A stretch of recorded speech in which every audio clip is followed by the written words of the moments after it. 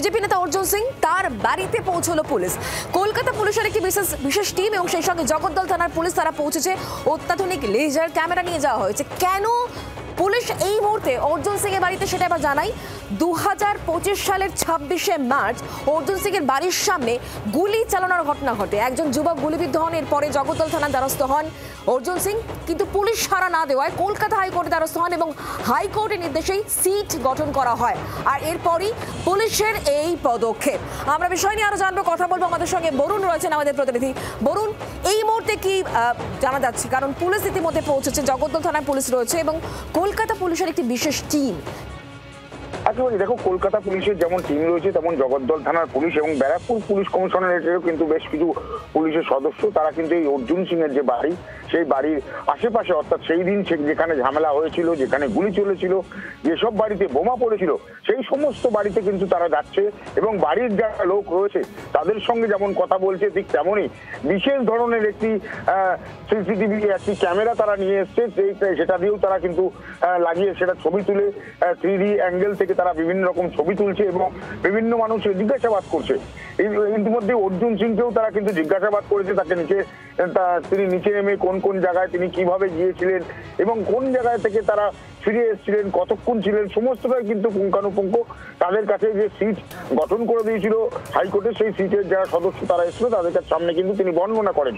তিনি যেটা বলেন, তার যেটা দাবি যে 22শে মার্চ 2025 এই ঝামেলা কিন্তু হয়েছিল এবং তারপর থেকে কিন্তু বিভিন্ন সময় তাকে ব্যারাকপুর পুলিশ কমিশনারেট ডেকে পাঠায়, তার নামে অভিযোগ হয়। তিনি যখন অভিযোগ জানাতে যান সেই অভিযোগ কিন্তু খারিজ হয়ে যায়। ঠিক তারপরেই তিনি কোর্টের দ্বারস্থ হন এবং কোর্টের নির্দেশেই কিন্তু একটি সিট গঠন হয়। সেই সিটই কিন্তু তদন্ত শুরু করেছে।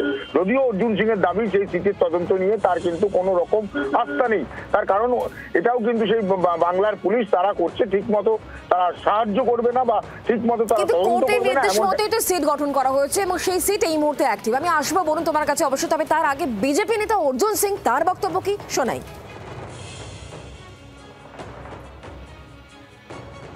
তো এরা তো এফআইআর নেয়নি, তো এফআইআর তো হাইকোর্টে লড়ে আমাকে এফআইআর করাতে হলো, অথচ আমার নামে কেস স্টার্ট করে দিয়েছিল এই পুলিশ, স্টেট পুলিশের সিটের উপরে আমার কোনো ভরসা নেই। আমি হাইকোর্ট দ্বারস্থ হবে, বলবো এখানে সিবিআইকে বা এনআইএকেও ইনভলভ করা হোক।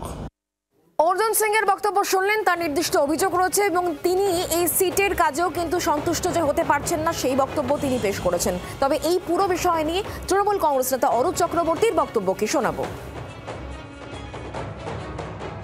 কারা বোমাবাজিটা করেছে, কারণ সিসিটিভি ফুটেজে তো দেখা যাচ্ছে অর্জুন সিং এর বাড়ির দিক থেকে বোমাটা পড়েছিল, অথচ প্রচার করা হয়েছিল উল্টোটা। বিজ্ঞানের যুগে, প্রযুক্তির যুগে biometric evidence, digital evidence, digital footprint সমস্ত কিছু ধরা পড়ে যায় যে আসল অপরাধটা কারা সংগঠিত করেছে। তো কলকাতা পুলিশ হাইকোর্টের নির্দেশ অনুযায়ী কমপ্লাই করে তদন্ত করছে। যদি তদন্তে কিছু না বেরোয় তাহলে অসুবিধার কি আছে? যদি আপনি দোষ হয়ে থাকেন তাহলে তদন্তে ধরা পড়বে। মানুষ তো জানতে চায় যে কারা আসল ক্রিমিনাল। বাংলার আওয়াজ, বাঙালির আবেগ, জি 24 ঘন্টা।